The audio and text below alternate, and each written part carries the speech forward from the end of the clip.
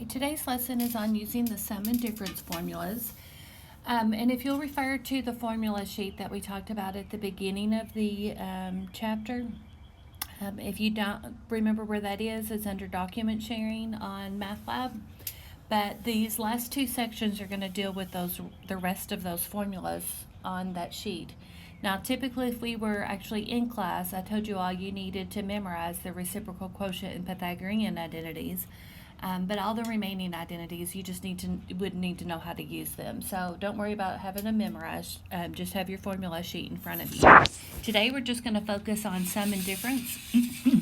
And yeah, so that means that that last section covers all the rest of those identities that you see on the front and I guess second page of that. So that's why 5.5 is split up into two different lessons. Okay, the sum and difference formulas, the way that we have those typed up, just to save some space on the formula sheet, I just want to make sure that you understand that this sign formula, there's actually two formulas there. U plus V, and that would mean that you would use the plus sign in the formula, and then U minus V. That one would mean you would use the minus sign in the formula. Okay, then for cosine, if you'll notice on that one, it's cosine plus or minus U plus or minus V, but then in the formula, that part right there is not a typo. It's flipped because if you're going to say cosine of U plus V, then in the formula you would say cosine U, cosine V minus sine U, sine V. So that top sign plus goes with the top sign minus in the formula. And then the opposite holds true. If you do cosine of U minus V, then within the formula you'll use the plus sign. Okay. And then tangent, same idea there, but if you'll notice here the sign stays the same, and then on the bottom it flips. So if you're taking tangent of U plus V, then it's tangent of U plus tangent of V, but then 1 minus tangent of U, tangent of V in the bottom. Okay, so first example, we need to find the exact value of the cosine of 75 degrees. So what these formulas do is they help us to find exact value of things, of angles that are not on our unit circle. So we do not have a 75 degrees on our unit circle. It skips from 60 degrees to 90 degrees. So if you need to find an exact value, that means you want like a radical or fraction answer, no decimal answer. What you're going to do is use this formula from our formulas here and figure out the cosine of 75. Now the trick is you have to pay attention to your angle. So we're taking 75 degrees and we want to pick two angles that would add or subtract to give me 75, but we want them to be angles on our unit circle. So for example, I wouldn't want to pick 60 and 15. 60 is on our unit circle, but 15 is not. So that wouldn't work. So we want to look for like maybe 45 and 30. Okay, and there's going to be different combinations that you could have. Once again, they just need to either add to give me 75 or subtract to give me 75. So we mentioned 45 and 30 add together to give me 75 degrees. So I'll write down the cosine of 45 degrees plus 30 degrees. Now, once I've done that, that makes my U 45 and my V 30. Now, if you had said cosine of 30 plus 45, that still gives me 75 degrees. It would just make my U 30 and my V 45. So, once again, you may have some different steps than your neighbor or your classmate, I guess now, because you don't really have any neighbors that you're sitting by, but you should have the same end result. Okay, so for this problem, when I go back to my cosine formula here and use this, then it says cosine of U plus V is equal to cosine of U times cosine of V. So that's going to be cosine of 45 times the cosine of 30.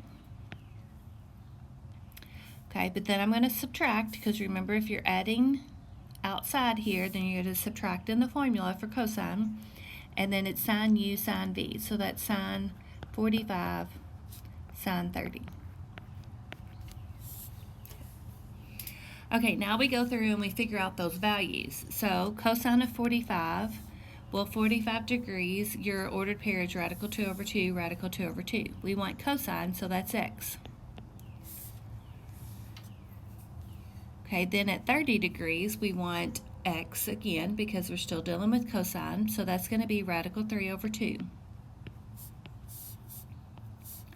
Okay, sine of 45, now we want the y value, still radical 2 over 2, but for 30 degrees, your y value is going to be 1/2.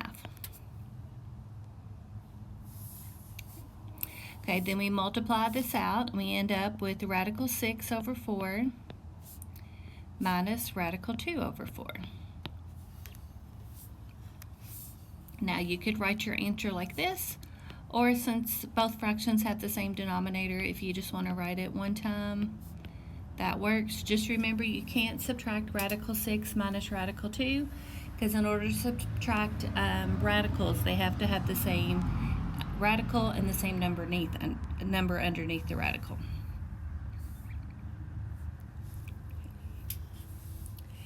Now, one nice thing about these is that they're going to be pretty easy to check on your calculator. Okay, when I go to my calculator, if I make sure I am in degree mode, because 75 degrees is what was given, and I type in cosine of 75, I have this decimal. Well, if I type in radical 6 minus radical 2 all over 4, that was my answer, and sure enough, that gives me the exact same decimal.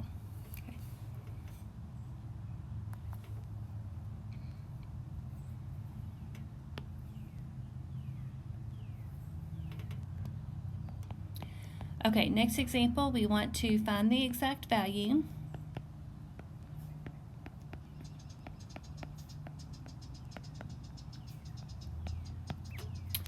of the sine of pi over 12. Now, when you're dealing with radians, it's a little trickier because once again, we need to know that u plus v or u minus v, we need to know two angles that'll add or subtract to give me pi over 12. Okay, so it's a little harder to come up with those when you have a fraction as opposed to 75 degrees. So you can play around with the fraction button on your calculator, or if you would rather change this to degree form, you're welcome to do this. Pi over 12, well, pi is 180, and so 180 over 12 would be 15, so that's actually 15 degrees. So it's a little easier to think of two angles that would add or subtract to give you 15 degrees. Okay, then you could use that. So in this case, I would probably use the sine of 60 minus 45. That gives me 15.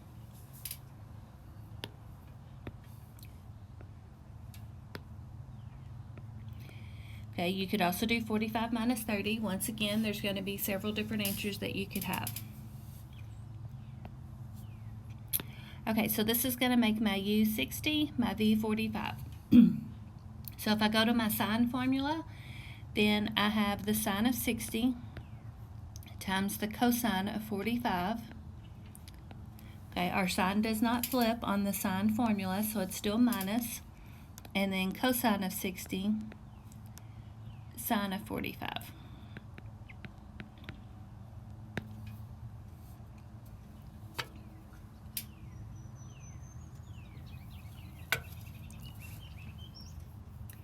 So at 60 degrees, we want to know our y value since it's asking for sine. Okay, that's going to be radical 3 over 2. At 45 degrees, my x value is radical 2 over 2. Okay, then at 60 degrees, my x value, since we're asked for cosine, is 1/2. And at 45 degrees, it's still radical 2 over 2. So this gives me radical 6 minus radical 2 all over 4. Now, does that answer look familiar? Okay, it's just like that last one, isn't it? Now, the deal is you're going to see a lot of these answers repeat, and that's because of all those, remember all the reflection triangles we made when we created our unit circle? And so we always had the radical 3 over 2, 1/2, repeat, but with different signs, and it even switched up and became 1/2 radical 3 over 2 when we flipped angles. So you will see a lot of the same answers. Don't let that startle you or make you think you did something wrong. And then once again, you can check your answer. Just type in sine of pi over 12. What mode would you need to be in? Good, you should be in radian mode. And then you should get that decimal, the 0.259, I think it was, when you type that in, which is the same thing as radical 6 minus radical 2 all over 4.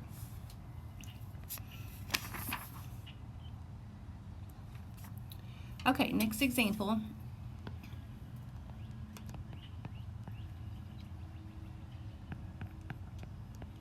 This time we want to find the exact value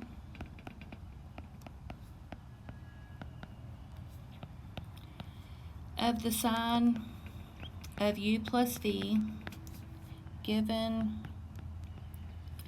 that the sine of u is equal to 4 over 5, and that's where u is between 0 and pi over 2, and then the cosine of v is equal to negative 12 over 13, and that's where v is between pi over 2 and pi.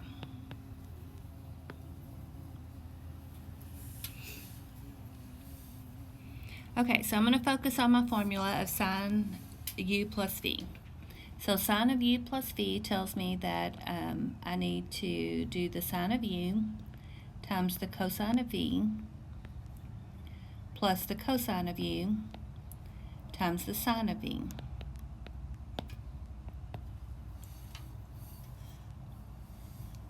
Now, we don't know angle u or angle v, but in this case we don't need to find it, because after we found the angle in the previous problems, what did we eventually do? We eventually found the sine and cosine of each angle. Well, we already know the sine of u is 4/5, so I can substitute that in here. And I already know the cosine of v is negative 12/13, so I can substitute that in for cosine v. Now, the parts we don't know are the cosine of u and then the sine of v. However, if I look back at this information that they're given, I should be able to find it. So if I take this part here, the u is between 0 and pi over 2, that tells me I have a triangle in quadrant 1, and from this angle, my sine value is 4 over 5. So that's opposite over hypotenuse. That's going to leave my adjacent side to be what? Okay, that makes a Pythagorean triple. If not, do the Pythagorean theorem. So my cosine of u now is 3/5.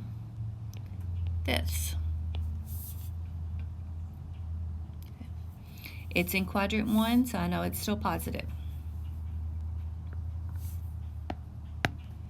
Okay, looking at cosine of v will help me find sine of v here.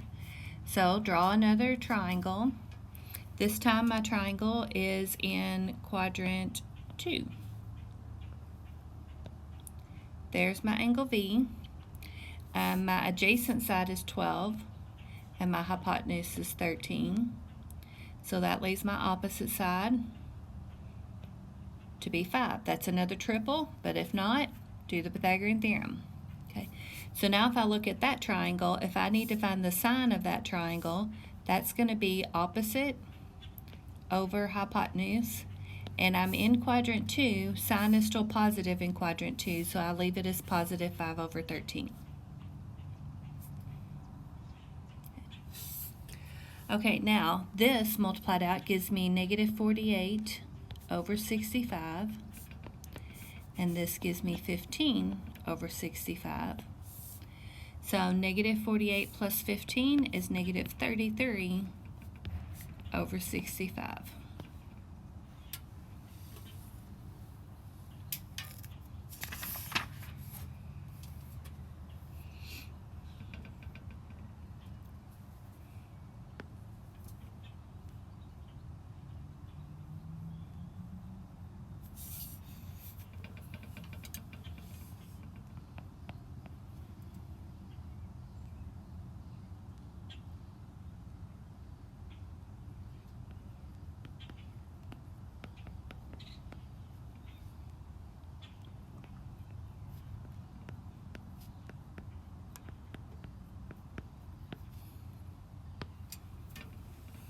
Okay, so now on this last example, we're going to go back to the kind of like the first section where we had to simplify and figure out what an trig expression is equal to. So in this case, we have cosine of theta minus 3 pi over 2. So if I think of this as a cosine of u minus v problem, then that makes my u theta and my v is 3 pi over 2. So now, thinking about the cosine of u minus v formula, I have the cosine of u times the cosine of v. So that's cosine of theta times the cosine of 3 pi over 2. Then I'm going to add, because that's subtraction and my cosine formula flips, and it's sine u sine v. So that's going to be sine theta sine 3 pi over 2. Now, I can't simplify this cosine theta, so I'll bring it down. However, the cosine of 3 pi over 2 just means that you think about 3 pi over 2, and what is x? X is 0, because that ordered pair there is 0, negative 1. So I substitute that in. And then sine theta, and then the sine of 3 pi over 2, well, 3 pi over 2 has a sine value or a y-coordinate of negative 1. Okay. So now when we simplify this, that's going to cancel, and then negative 1 times sine theta is just negative sine theta. So all that simplifies to negative sine theta. So that ends section 5.4. Just send me a message if you have any questions.